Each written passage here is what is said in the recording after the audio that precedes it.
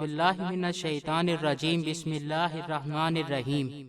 अस्सलामु अलैकुम।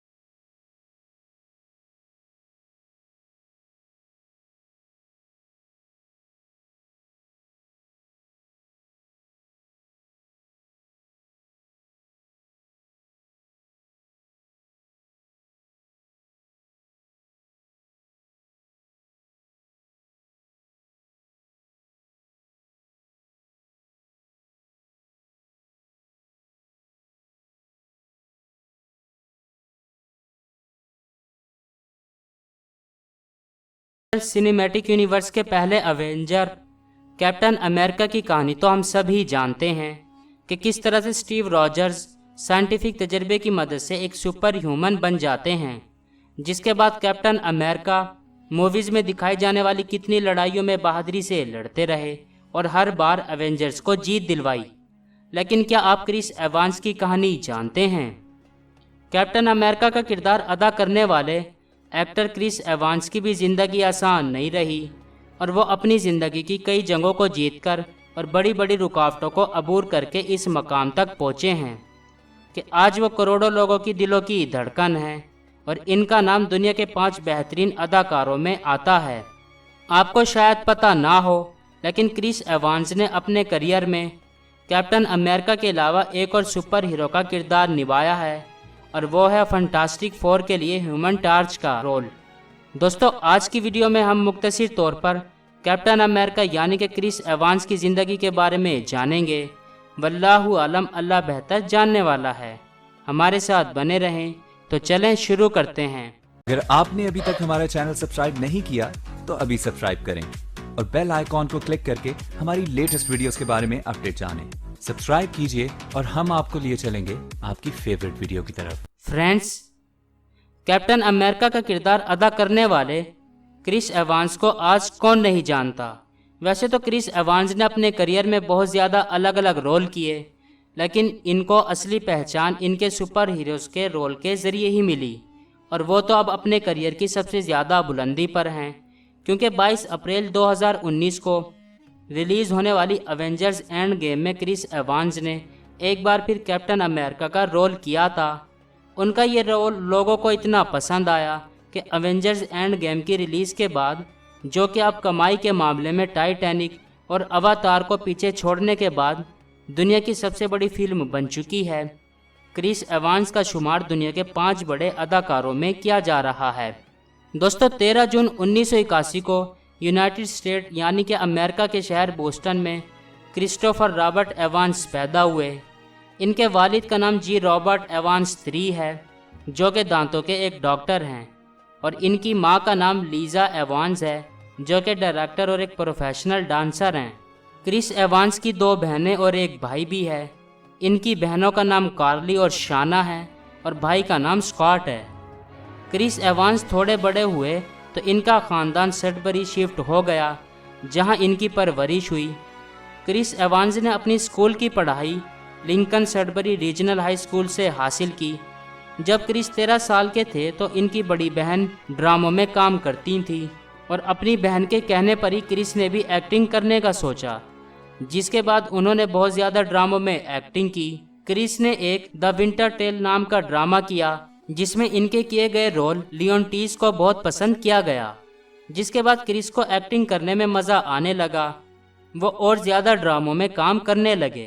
वक्त के साथ साथ क्रिस की एक्टिंग स्किल्स भी बढ़ती गईं, जिसके बाद क्रिस ने आगे मुस्तकबिल में एक बड़ा अदाकार बनने का सोचा और अपनी ख्वाहिश को पूरा करने के लिए क्रिस एवांस न्यूयॉर्क आ गए और एक थिएटर और फिल्म इंस्टीट्यूट को ज्वाइन कर लिया। इस इंस्टीट्यूट से अपनी एक्टिंग को निखारने के बाद क्रिस ने 16 साल की उम्र 1997 में बायोडाइवर्सिटी वाइल्ड अबाउट लाइफ नाम की एक एजुकेशनल शॉर्ट वीडियो भी की। प्रोफेशनली क्रिस ने एक्टिंग के साथ मॉडलिंग भी शुरू कर दी और यहाँ से शुरू हुआ क्रिस का असल करियर, जब उन्होंने एक गेम बनाने वाली कंपनी हैज़ब्रोज में मॉडलिंग शुरू की। क्रिस को काम मिलना तो शुरू हो गया था, लेकिन वो बस इसी काम में फंसे नहीं रहना चाहते थे। क्रिस कुछ बड़ा करना चाहते थे, इसलिए क्रिस एवांस ने बहुत ज़्यादा ऑडिशन देने शुरू किए, जिनमें क्रिस 1-2 बार नहीं बल्कि सैकड़ों बार फेल हुए।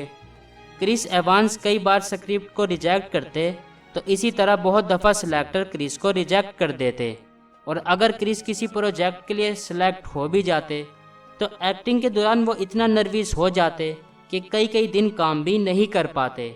और इस मुश्किल वक्त में क्रिस का साथ दिया इनके दोस्तों ने, जिन्होंने हमेशा क्रिस को हिम्मत और हौसला दिया। क्रिस जब भी टूटने लगते, दोस्त उनकी हिम्मत बनते और आखिरकार 2000 में एक टीवी शो द फ्यूगिटिव में क्रिस को एक छोटा सा रोल मिल गया। इसके साथ साथ 2000 में ही क्रिस ने एक और छोटा सा टीवी शो किया जिसका नाम था अपोजिट सेक्स, जिसमें काम करने के बाद ये बन गए लाखों लड़कियों की दिलों की धड़कन। इन टीवी शोज में काम करने के बाद क्रिस फिल्म मेकर्स की नज़रों में रहने लगे, जिसकी वजह से क्रिस को 2000 में ही छोटे बजट की 2 फिल्मों में काम मिल गया, जिनके नाम चेरी फॉल्स और द न्यू कॉमर्स थे। इसके बाद क्रिस एवांस को 2001 में नॉट अनदर टीन मूवी में काम करने का मौका मिला, जो कि एक बहुत कामयाब फिल्म रही, लेकिन क्रिस एवांस लीड रोल में देखे गए 2004 की मूवी द परफेक्ट स्कोर में, जिसके बाद वो एक एक्टर के तौर पर लोगों में पहचाने जाने लगे। इसके बाद उन्होंने एक मूवी सेलुलर में काम किया, जो कि एक डिटेक्टिव फिल्म थी।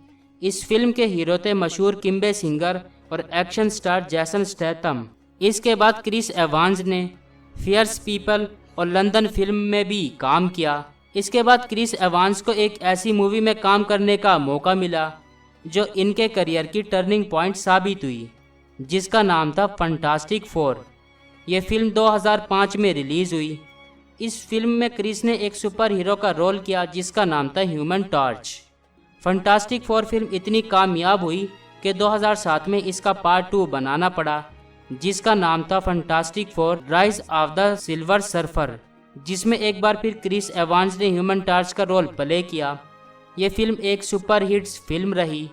फंटास्टिक फोर पार्ट 1 और पार्ट 2 में ज़बरदस्त रोल प्ले और एक्टिंग की वजह से क्रिस को काम मिला अगले 4 सालों में और 8 मूवीज़ में, जिनकी वजह से क्रिस एवांस अमेरिका में मशहूर होने लगे।